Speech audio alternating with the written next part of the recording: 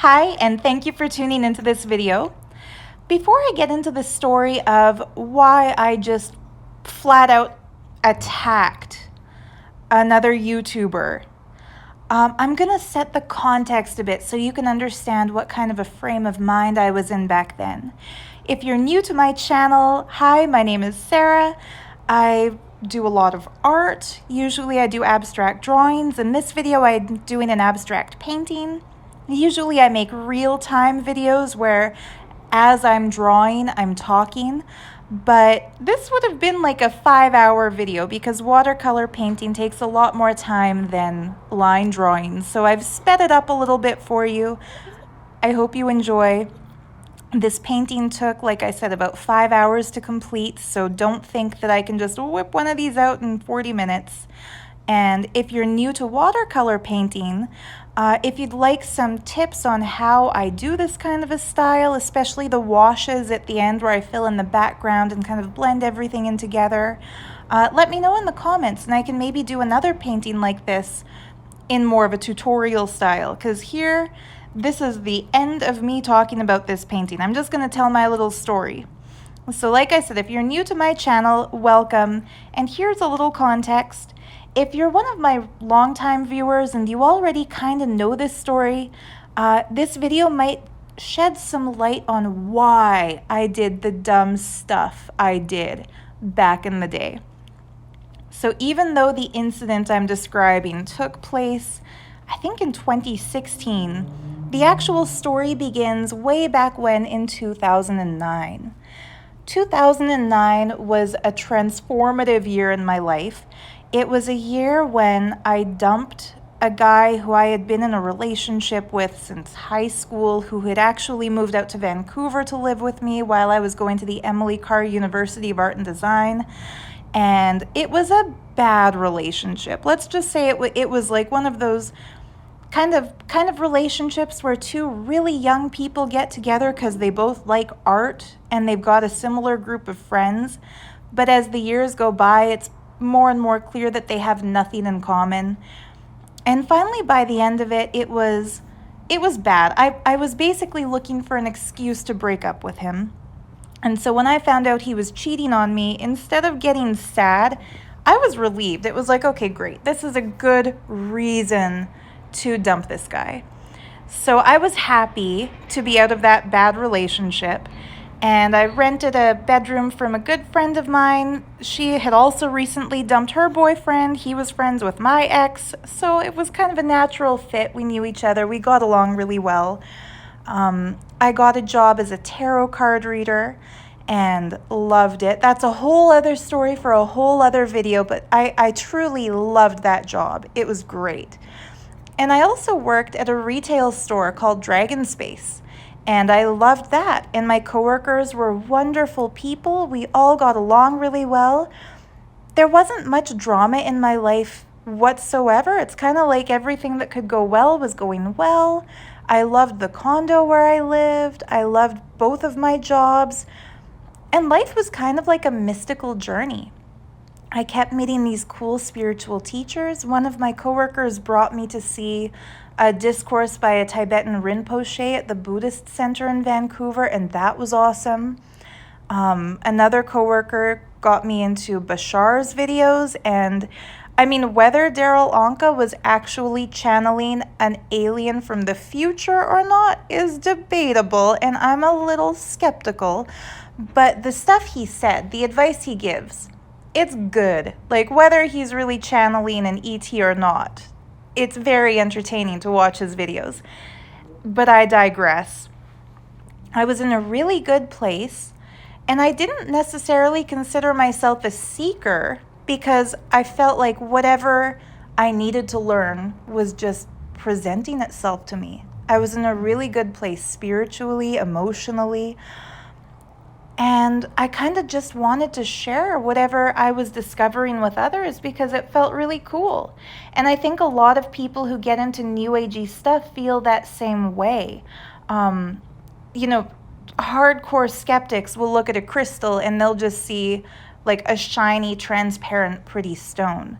But people on that kind of a spiritual discovery new age trip will see a crystal and think, wow, it's piezoelectric. It can create a spark. It can create fire. It can be used in electrical devices.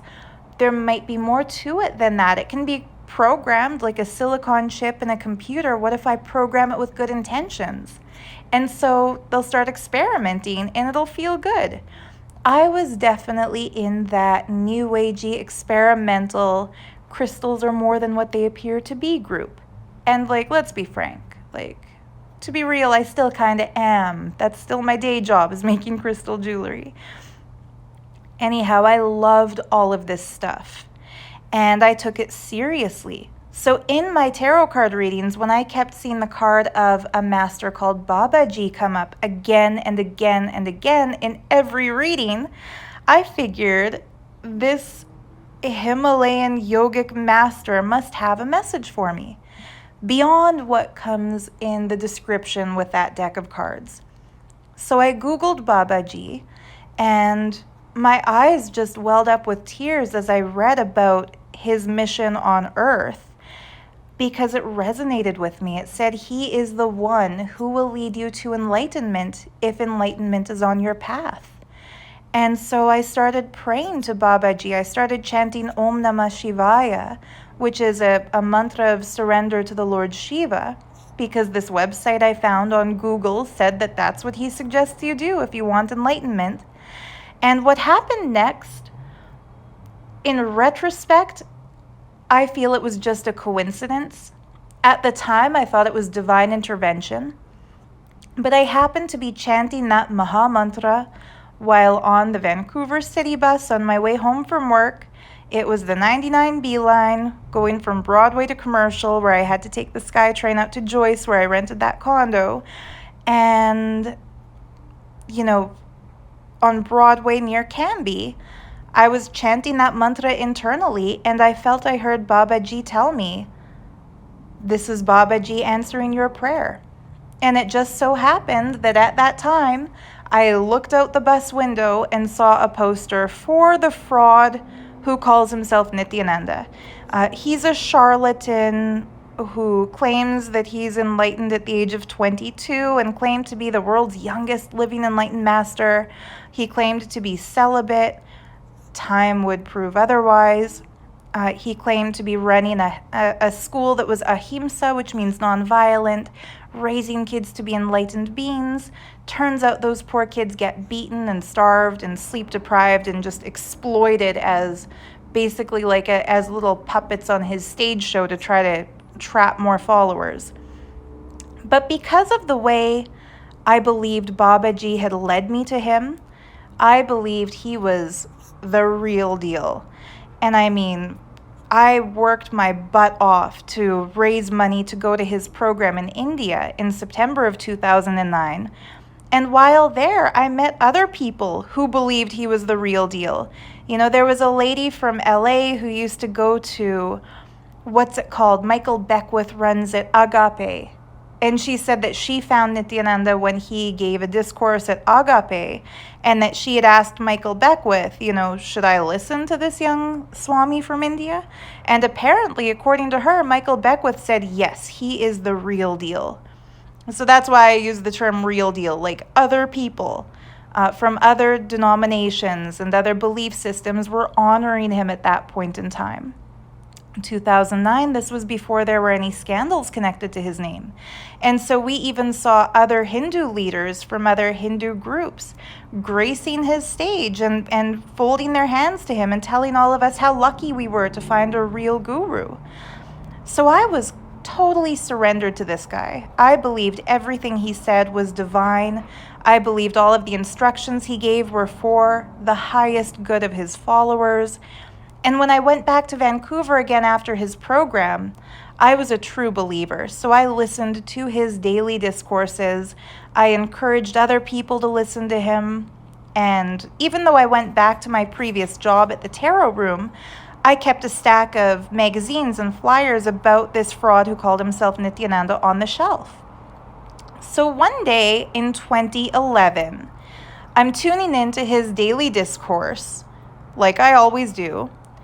And to my shock and horror, this man who called himself an embodiment of eternal bliss looked like a frickin' train wreck. He had literal tears streaming down his face, and he looked sad. And he said that the reason he was sad was that he had read the Bhagavad Gita the night before, which is one of the most sacred scriptures in all of Sanatana Dharma. And it tells the story of an incarnation of the god Vishnu named Krishna giving instructions to his disciple called Arjuna in the Kurukshetra war, which was like the war of good against evil. There was a royal family in ancient India was split between the true heirs to the throne and usurpers who were cousins of theirs who wanted to exploit the people. And so Arjuna, to claim the throne, which was rightfully his, had to go into battle against his childhood teachers and his cousins and his uncles and people who he genuinely loved. And Krishna had to teach him the dharma of life, which is that we had to set our emotions aside and do what's right, not just what's pleasant. Anyhow, this fraud Nithyananda tells all of us that the world we're living in today is equal to the Kurukshetra. And instead of family divided and a battle between good and evil for a throne, the war is against all of the anti-spiritual, anti-Hindu elements in the world. And he started to say, like, the television just programs us to be consumers, and the advertisements keep us trapped in constant greed, and the news keeps us trapped in constant fear, and the food is inedibly poisoned because of all the pesticides and herbicides sprayed onto it. And everyone is violent because in a non-violent society, vegetarianism would be the norm. And I agreed with all of that stuff. Everything he said about this war against the unconsciousness of humanity fully resonated with what I believed anyway. And so he said, in order to be a true Arjuna, stepping up and doing the right noble thing and fighting in the Kurukshetra war, we weren't meant to be hurting anybody or killing anybody. Like, this wasn't that kind of a battlefield. We were meant to be enlightening people. And the only way he said we could enlighten people is by leading them to a true enlightened master who would plant the seed of enlightenment in them, the way that seed of enlightenment had been planted in us, his followers. And so he said we would become truly Arjuna. We would change the world for the better and get people enlightened if we could each bring 10 people, only 10 people, to his $8,000 program called Inner Awakening, where they would be freed from this anti-enlightenment agenda, implemented by corporations and news media and governments. And that was when I started my YouTube channel. I was like, all right, I'm going to be his Arjuna. I am going to do something to make the world a better place, make it more nonviolent, help people get back to the truth of who we are. And I was into all this new agey stuff anyway already, like I said, like tarot cards and Bashar, and I'd had an interesting experience with Arcturians. That's a story for a whole other video. But shortly after seeing this discourse with the fraud guru, I had a dream where I was in this weird spaceshipy kind of room surrounded by beings who my imagination interpreted as being like ascended masters or extraterrestrial Arcturian masters. And in this dream, they told me that they were preparing me for the world stage right after they discussed in front of me in kind of a round table type discussion that the water is undrinkable because of fluoride, and that, crops are inedible because of the pesticides, and that people are being dumbed down by mainstream media, and that they're just led into greed but they don't have the work ethic to earn what they get, and so they're just consuming and consuming without expanding themselves. When I woke up from that dream, and I call it a dream now, at the time I thought of it as like a mystical vision, but I've become much more agnostic in my approach to this stuff since getting out of that cult. Because why would I trust anything I believed back then when I believed that a sexual predator who calls himself Nithyananda was Shiva incarnate? Anyway, when I woke up from that dream, I Googled fluoride because that was one thing that was new to me. Now, very likely, I probably saw some article about this online, like glanced at it while scrolling and ignored it, and so it made an imprint in my impressionable brain.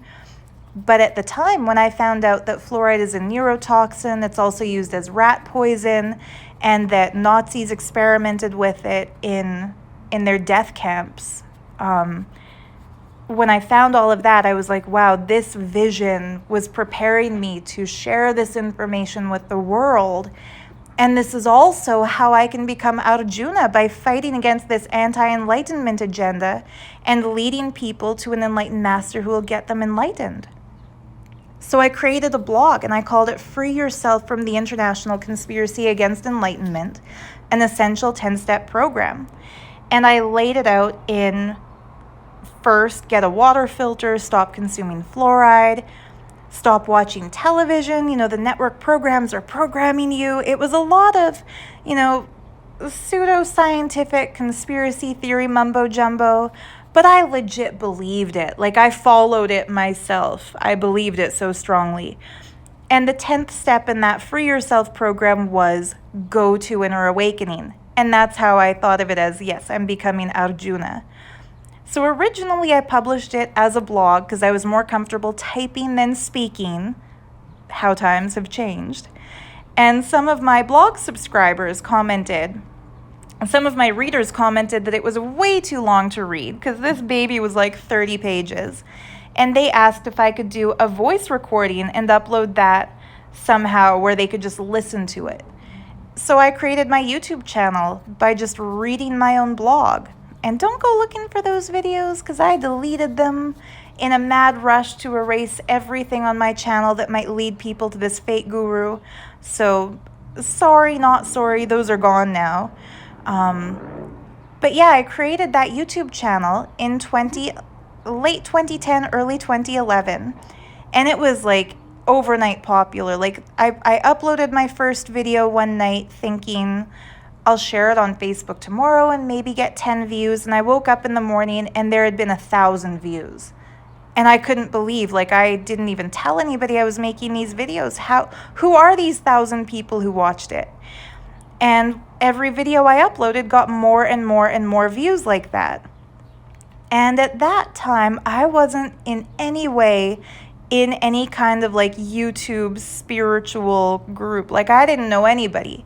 I followed one girl who was a really cool blonde girl who talked about, Arcturian stuff after some of my clients suggested her. And since then, she has deleted her channel. She's a lovely mother of, I think, 4 daughters, and she's happily married. Like, she's not even on YouTube anymore. But she was the only other spiritual YouTuber I knew of, her and Bashar. But I started getting people sending me messages saying, wow, you're just like Teal Swan. Wow, you're just like Teal Swan. She started her channel right after you started yours, or some would say right after I started mine. And they said that our content was like very similar. And I was intrigued because I thought like, there's somebody else out there talking about the conspiracy against enlightenment and stuff and Hindu gurus. I never watched any of her videos. I clicked on one once to see just how similar we were. And personally, I didn't see the similarities. It just seemed like she was one more kind of new age. At that time, I wouldn't even say teacher, just new age talker. She was talking about all kinds of new agey stuff. And I'm not saying I didn't watch her videos for any like ego reason. It's not like I thought of her as competition, and it's not like I was looking for a teacher. Like, keep in mind, I was a completely brainwashed follower of a fraud guru who calls himself Nithyananda. So I was not great back then. Like my life was my life mission was to recruit people into a crappy cult that claimed to be Hindu but was actually just exploitative. So I'm not trying to make myself sound good here. I just wasn't interested in her videos because I was a disciple of a fake guru and he was all I thought I needed. Anyhow, fast forward a little while, my channel became very, very popular and I kept making more and more videos leading people to this fraud guru who I was following. And eventually, he convinced me that in order to achieve the purpose of my life, I had to become a monastic disciple of his. And that the only way I would succeed in life was by joining his Adinam, which is like an ashram. And so I did. I was so surrendered to him that I full-time moved there, took the kavi, which is the saffron robe signifying a renunciant, and he would then start giving me topics for my videos, telling me what to talk about in my YouTube videos. And one day, and this is in like 2016, he called me to a meeting in his courtyard, and there were just like 4 of us there. It was me, a couple called Devanata and Amrita Shreya, who were from the Netherlands, and a lady named Shiva Maya, also from the Netherlands. And he called the 4 of us because we were the 4 people in his cult who had the biggest followings on YouTube at that time. And he gave all 4 of us the instruction to research Teal Swan and make videos debunking her and proving that she had stolen, like plagiarized his material and was trying to pawn it off as her own. This was the first time I ever thought about Teal Swan in a bad way. You know, before that, I just thought of her as, you know, she's another YouTuber. She talks about spiritual stuff. Not my cup of tea, but whoever likes her, that's good for them, whatever. Like, I had never even thought of her until that time. So I asked him what was wrong with her. Why did he want us to do this research? Why did he want us to debunk her? And he got mad at me. I should point out that by this point in time, I was like the face of his organization. I would be the one on stage introducing him before discourses. On mornings when he slept in, I had to actually just be on stage and give the discourses. Like, I worked my way to the top of that cult. And that's not something that I'm proud of. It's something I'm ashamed of. I should have known it was a cult, but anyhow. So I was one of the people who other cult members would consider blessed to get personal instruction from him. And that blessing was truly a curse because he just yelled at us more than at anybody else. So anyhow, I made the mistake of asking him what was wrong with Teal Swan, and he blasted me. He yelled at me and he said, "You should know this. You should know this. If you were involved on YouTube, you would have brought this to me instead of me bringing it to you." And he went on to say that some disciple of his had sent him a link to a video Teal Swan had made announcing that she was publishing a book called The Completion Process. Meanwhile, the fraud guru who calls himself Nithyananda had created what he called the completion process as a meditation technique to detach from past trauma so you can move on with your life, not being held back by, that past trauma. And he said she's doing that exact same thing. She's claiming she invented it. She's even, she has the audacity to use the name he gave for it, blah, blah, blah. And so he sends me and these 3 Dutch people to just do some research, dig up dirt about her, and see what we could find. So I sat down with Devanata and Amrita Shreya and Shiva Maya, and we started doing some Googling about Teal Swan. And like I said, I didn't even watch her videos. The three of them didn't really know who she was. Some of the other people in that cult knew who she was because they had been following her videos. And we didn't have any grudge against her. We didn't have any anger towards her. It's just that the guru who we believed in, who we thought was an incarnation of Shiva and to whom we had surrendered, had instructed us to do this. And back in those days, like, if he had told me to jump into the sewer, I'd have done it. Like I said, I didn't have any agenda against Teal Swan. I just got told to do this. Yeah, so as I was saying, my fraud, who I believed was a true guru, tells me, debunk her, Google her, find out as much dirt as you can about her. And so I started Googling with my friends, and it wasn't hard to find dirt about this lady. There had already been people who had been followers of hers who had moved into her house to serve her, who were coming out with their own kind of dirt videos warning people not to go there because they felt she had abused them, like narcissist abuse. And there was a blog. I think the blog that I read first was called Full Metal Plagiarist. And basically this lady took Teal Swan's blogs and then showed the original articles online that she had copied and pasted into her blog without credit, claiming that she had written them. And it was crazy. It was quite the little rabbit hole that my friends and I went down as we did this research, because the fraud Nithyananda just wanted us to show that she had plagiarized the completion process. And there had already been people saying that the completion process was a plagiarization of another man's book called The Presence Process. And so we didn't even have to do the research and prove she was a plagiarist. Basically, somebody else had already done that work for us. And there was a group on Facebook called the Truth Tribe, made by people who had left her group, which she had called the Teal Tribe. That's not narcissistic. But yeah, these people had been, put off by Teal after having become her hardcore followers. And they basically described her as being really antagonistic towards anyone who questions her, anybody who doesn't fully ascribe to everything she says, to the point where if somebody says hey, I think you were wrong about this, or I don't really, jive with that, they would get blocked and shunned by her community. So basically, it was the kind of cult-like scenario where dissension is not allowed.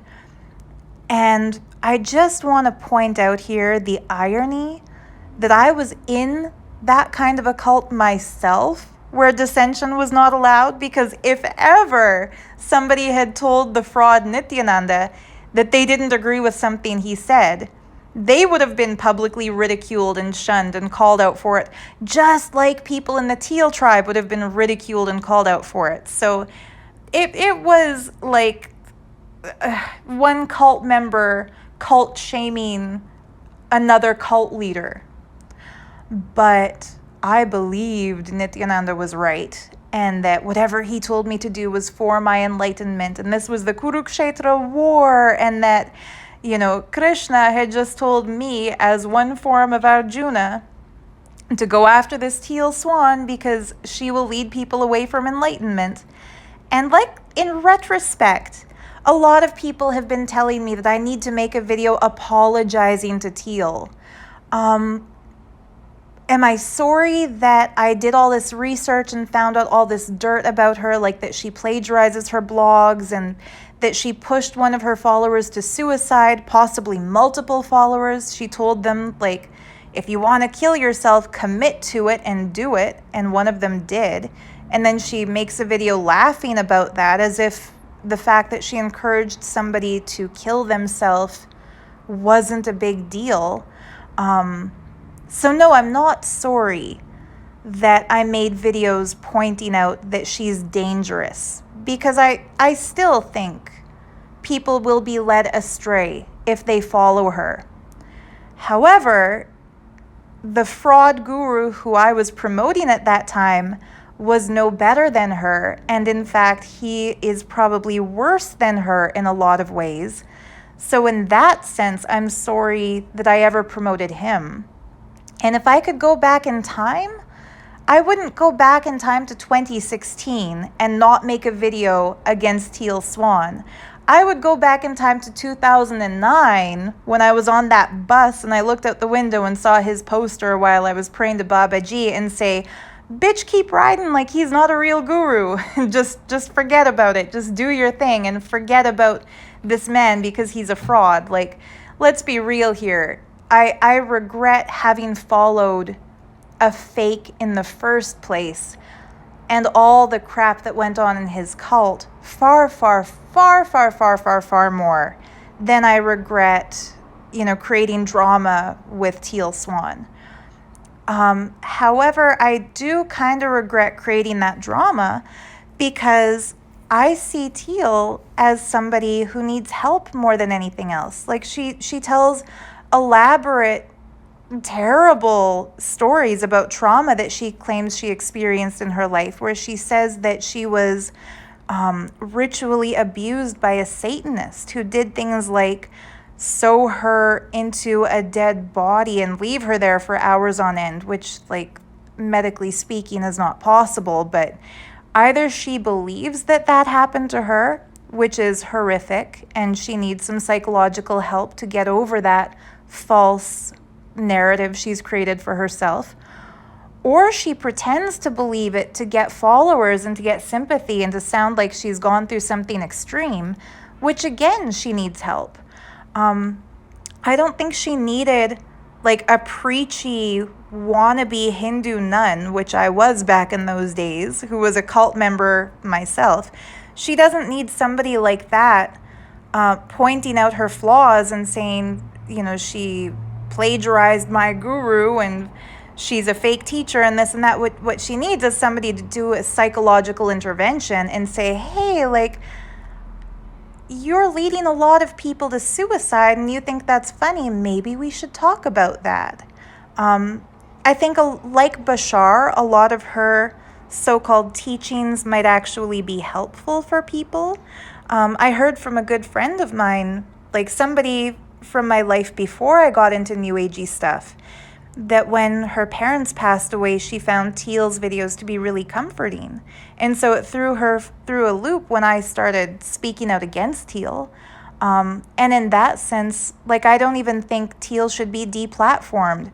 I just think if she got a grasp of her own emotional well-being and got a grasp of her own past and, figured out which elaborate lies she's claiming about herself are not true, then she could probably actually help people. Because I think that anybody who starts a YouTube channel talking about spirituality and meditations, they're not setting out deliberately to hurt people. At least I think this is the case. I think they're setting out because they've found coping mechanisms that make them feel better in life, and they're setting out to share it. Like I said, I started my channel because I was enjoying all that stuff and I believed in that fake guru and I wanted to share it. So I think Teal comes from a good place. I think her heart is in the right place, but her worldview is a little messed up. Her misunderstanding of the severity of leading people to suicide is extremely messed up. And, copying and pasting Wikipedia articles into her blog and claiming that they are her own original thoughts, that's not right. Like, if you did that at school, or if you handed in a college paper and it was just copy pasted from Wikipedia, you'd flunk. Like, you might even be expelled. There could even be legal action taken for stealing that content. So, I mean, plagiarism, it's a serious thing. And enough people have already proven that she's done it. I don't mean to rehash all of this stuff. But I think what she needs is psychological help. more than being called out by another YouTuber.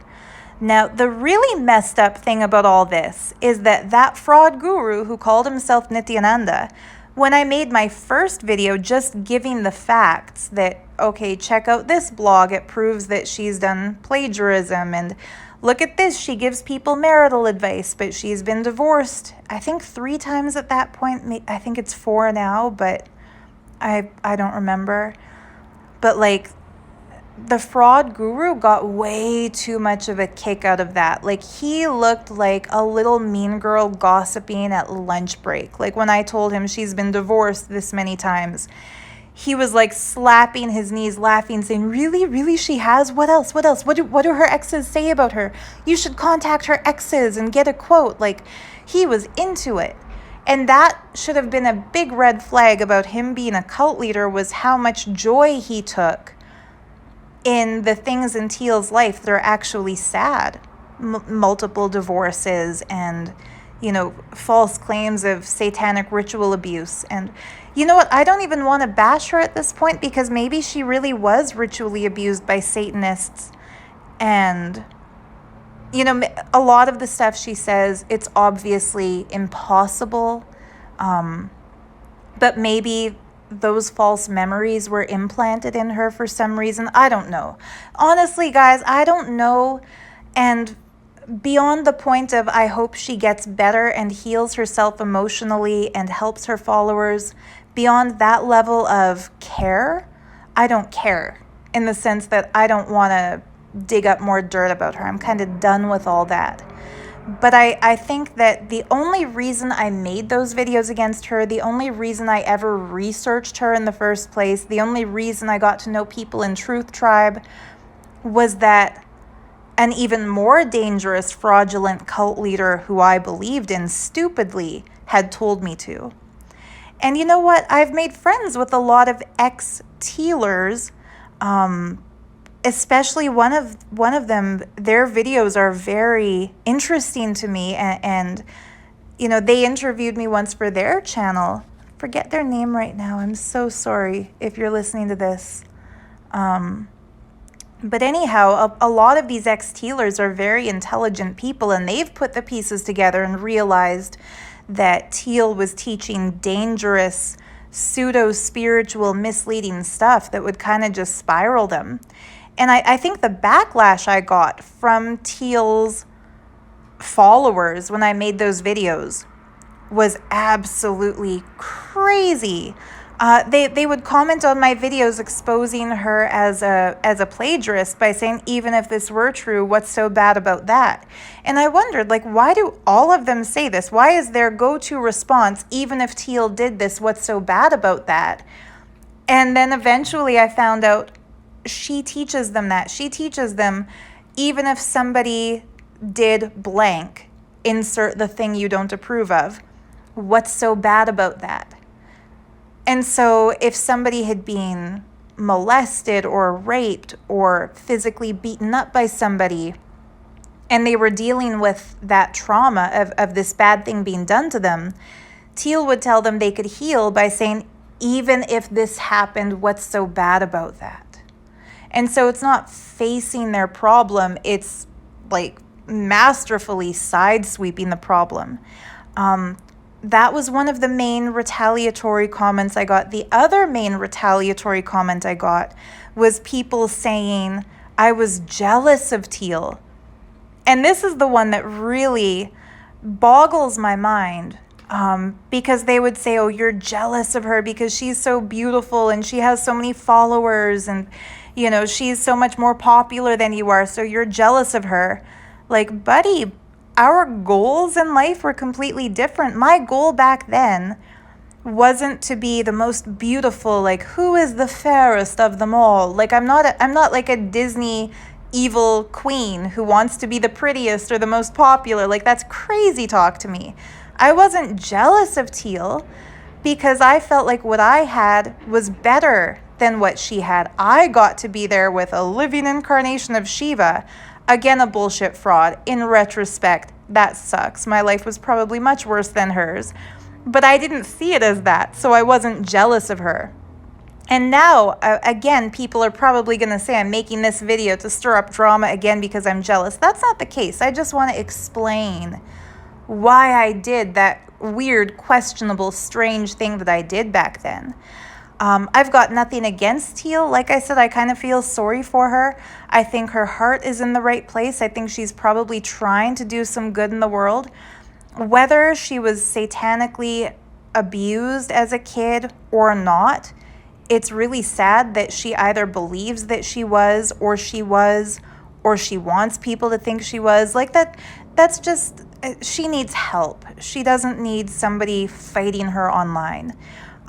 If this does interest you, Andy Fellows is the one whose name I forgot earlier. Sorry, Andy.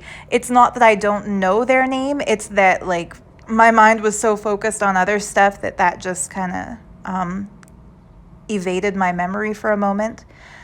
But yeah, if you're interested in the trauma that Teal causes to people who follow her, check out Andy's videos. I'll put a link to their channel in the video description below.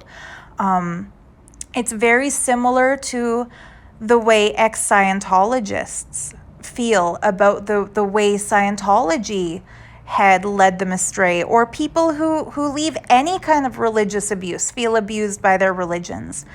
I've been extremely blessed in this past 8-month journey I've been on since exposing the Nithyananda fraud cult, to get to talk with people from all different kinds of cult abuse backgrounds, including Andy, including Chris Shelton, who is one of the great whistleblowers against Scientology, including Ron Miscavige, who is the father of David Miscavige, the current leader of Scientology, and including a lot of other people who left the cult of Nithyananda who are getting on with their lives and healing. It's a great thing.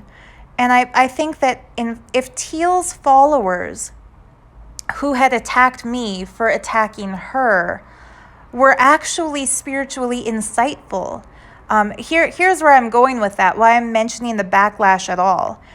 If they had actually been spiritually in tune with the vibrations of existence and capable of reading people and knowing what drives other people's actions, they wouldn't have said I was jealous of Teal.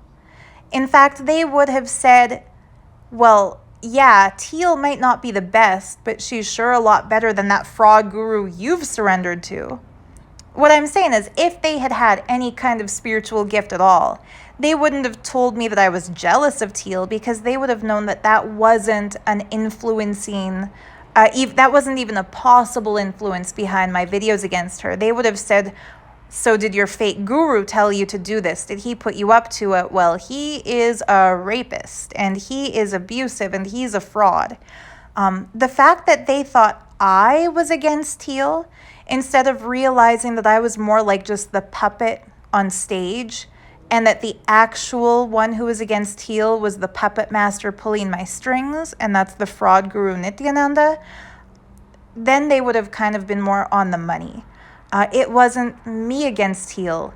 It was Nithyananda through me against Teal. And like I said, I wasn't the only one. Shiva Maya and Devanata and Amrita Shreya, those three were also instructed by the fraud who called himself Nithyananda. Those three were also instructed to make videos against Teal. So it was 4 of us given this ridiculous task of exposing her and criticizing her publicly. And I think the biggest red flag here for people who are, if you're following somebody and you think they're a spiritual teacher, if that alleged spiritual teacher ever tells you to create drama or create conflict or go up against somebody else who they see as competition, because no doubt the reason he was so pissed about Teal is that she had way more followers than he did. And sure, I'm doing now what Teal's followers did to me, which is say, you're jealous. But I think actually Nithyananda was jealous that his videos about what he called completion process had way fewer views than Teal's videos about completion process. He had fewer subscribers, fewer viewers. He's not as pretty as she is. Like all this stuff that people had said to me as why they thought I was jealous of her didn't apply, because all I wanted back then was to please my fake ass guru. But in fact, I think the big red flag here is that if he had actually been an enlightened avatar, he wouldn't have said, attack Teal, do research, find all the dirt you can on her, and make an expose video. What a truly enlightened being would have said was, wow, this poor woman has plagiarized my material. If she had plagiarized his material, I think she actually plagiarized the present process, somebody else's material. And Nithyananda plagiarized, here's where this story gets even more twisty-turny and ridiculous. His completion process was actually something that a teacher in his cult called Mama Nisha had brought over from Landmark, which is like a subsidiary of Scientology. So even Nithyananda himself, who claimed to be the originator of this completion process, even he didn't create the completion process. He plagiarized it from Landmark. So there's that. But anyhow, if he had been genuine, he would have said, reach out to Teal and invite her here so she can learn the completion process from the authentic Vedic source. He wouldn't have said destroy her. He would have said invite her, welcome her, help her. And it's too bad that he had been a fraud, and that instead of, extending a helping hand, he declared war. But in the most fraidy cat, like, hide in the shadows way possible, he didn't even get up himself in a discourse and say Teal Swan has plagiarized completion process. No, like he did it through disciples, because he was too freaking scared to put himself into a direct conflict by saying somebody has ripped him off. He had to say it through the four of us, through me, Shiva Maya, Devanata, and Amrita Shreya. If any of you were wondering where are they now, Devanata and Amrita Shreya had gone home to the Netherlands. Last I've heard, Shiva Maya is still in Nithyananda's cult. I hope that'll change soon. Hopefully they'll all get their lives back, whoever has been brainwashed by him. Anyhow, I think I've nattered on about this long enough. I've gone way past.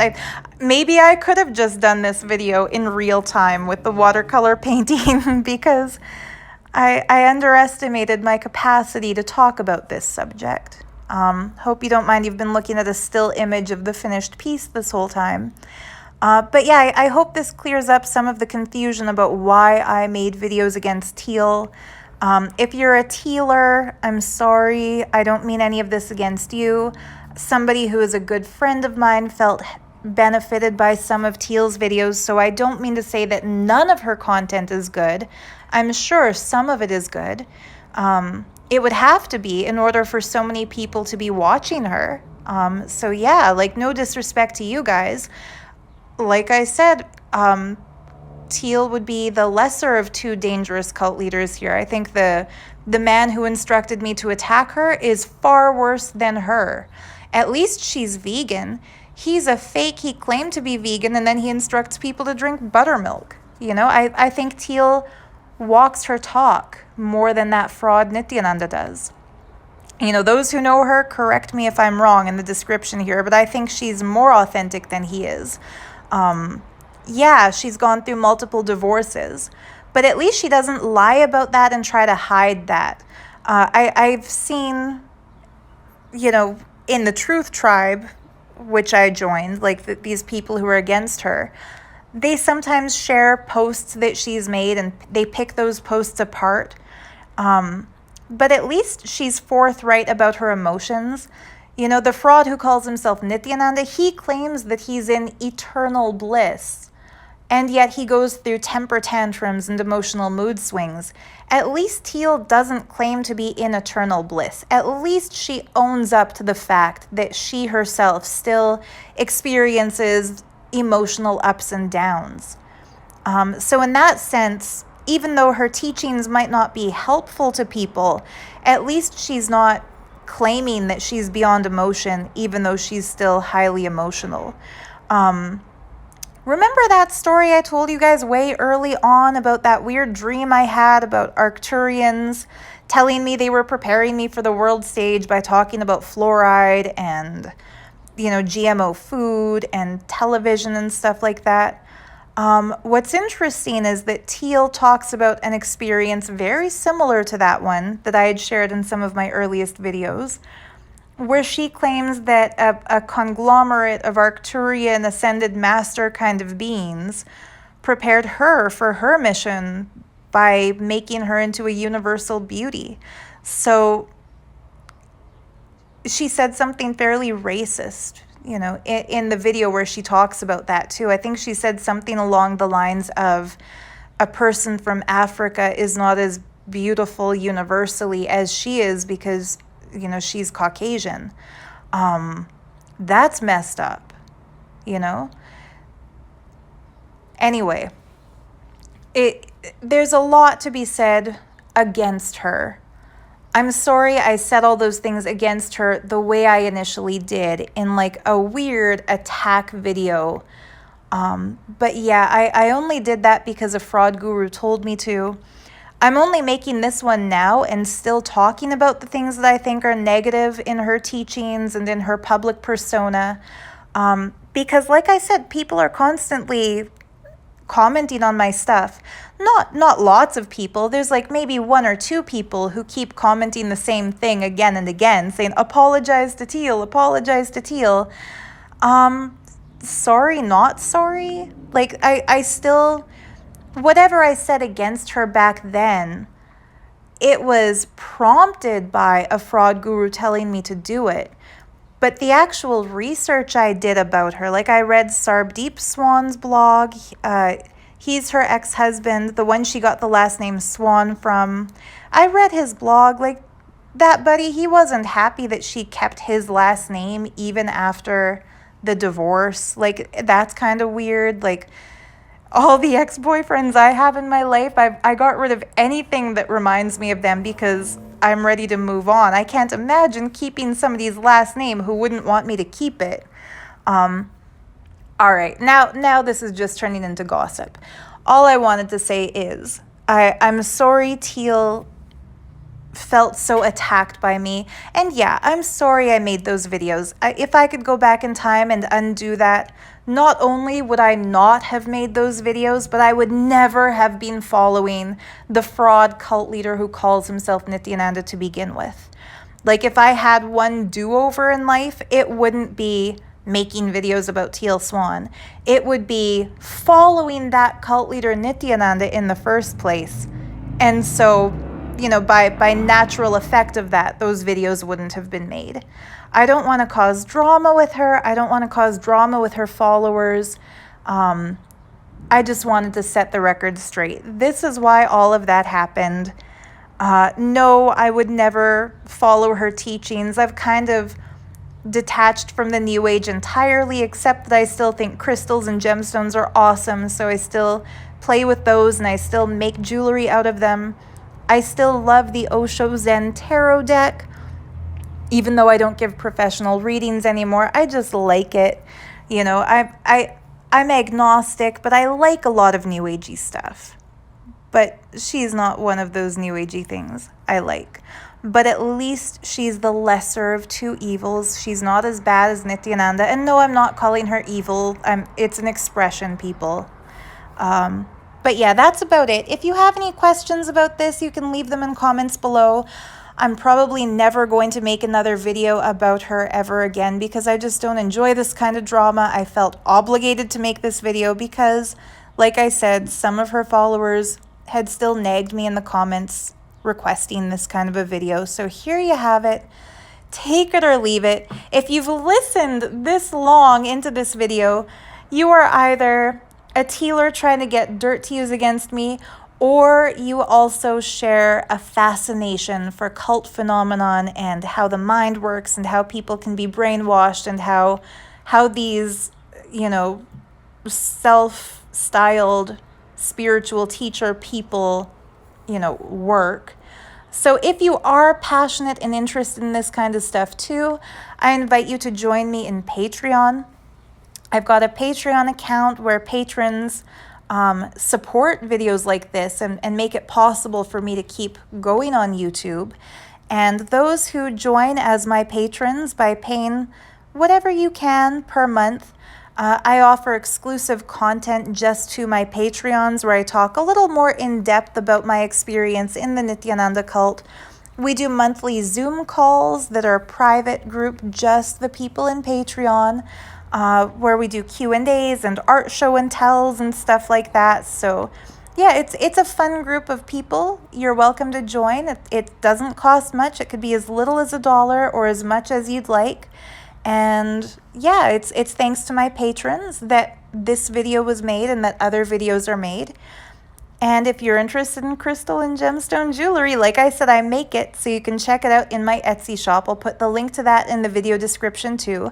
And I will link videos made by Andy Fellows, who, like I said, they're exposing Teal really well as someone who actually followed Teal. So their word about all of this is much stronger than mine because it comes from personal experience, not just from online research. Anyhow, thank you for tuning in. I hope you like this watercolor painting. A little bit about this painting. The central details where it's like a lot of intense colors and a lot of small details, I was really loving that, and the reason I made it wishy-washy around the edges and a more muted palette was that I didn't want to lose the central focus of all the details. I felt like if I built up the entire page in brightly colored, tight detail, it would be too visually overwhelming. So I made the sides a little more muted so that the eye will be drawn more towards the center. If I were to redo that, I would have probably just left the edges completely white. I think that would have been a crisper, cleaner look. Or I would have made them entirely pale yellow instead of making it kind of a mishmash of multiple pale colors. But the fun thing about art is that every time we make a piece, we can reassess it afterwards and decide what we might do similarly in the future and what we might do differently in the future. So there we have it. I'm happy with the painting, and I've got ideas for how I might do the next one. If you want art tutorials, let me know in the comments. If there's any topic you'd like me to talk about or any story time theme you'd like to hear a video about, let me know in the comments. Like, comment, subscribe. That's how the algorithm of YouTube will pick up my content and make it visible to others. Like I said, thank you for tuning in. That's all. Finally, I'm going to shut up. Enjoy your day. Much love. Bye.